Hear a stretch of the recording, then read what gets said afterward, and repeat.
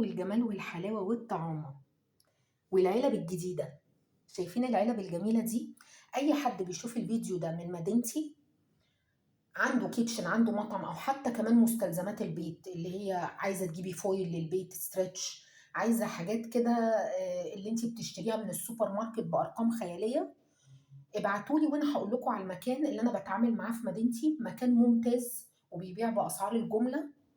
هاقول لكم عنوانه وتليفونه، ومش يعني مش مدينتي بس، كل الناس اللي حوالينا، لأن أنا أعتقد إن المكان ده أفضل مكان في الأسعار، سواء في مدينتي أو في الرحاب أو في كل الأماكن اللي حوالينا. يعني ما شاء الله دايما بيجيبوا الحاجات جديدة، زي العلب دي كده أول ما نزلت جديد جابوها علب مايكرويف ممتازة. العملاء بتحتاجها لما بتاخد وجبة زي دي أو بتاخد حاجات زي دي وعايزة تدخلها الميكرويف، بيكون الموضوع سهل وما بتستخدميش بقى أطباق من عندك وكلام من ده يعني. المهم عايزين نتكلم بقى كمان عن وجبات الإطعام. أنا قلت لكم قبل كده إن الكيتشن عندي عنده استعداد إن هو يعمل وجبات إطعام بفرايتيز مختلفة. يعني عايز تعمل محاشي، كفتة، كل واحد حر واللي في متناول ايده. وانا عملتها قبل كده وجبات اطعام كانت عبارة عن شاورما ورز وسلطة، وجبات اطعام عبارة عن رز وكبد فراخ.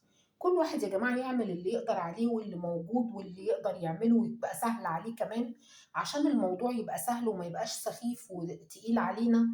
وخصوصا ان في ناس وقتها ما يسمحش انها تقف تعمل اكل كتير لو هي مش هتشتري وجبات الاطعام من بره، حتى لو كشري كمان. يعني الف هنا وشفا على اللي هياكل وشكرا للي بيعمل واللي بيتعب.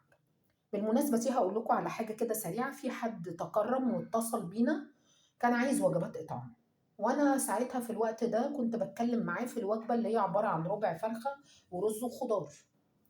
هو ما كانش عاجبه إن يبقى ربع فرخة، هو كان عايز يبقى نص فرخة، مقابل إن إحنا نقلل في الرز بحجة إن يعني الغلبان عايز لحمة، مش عايز رز.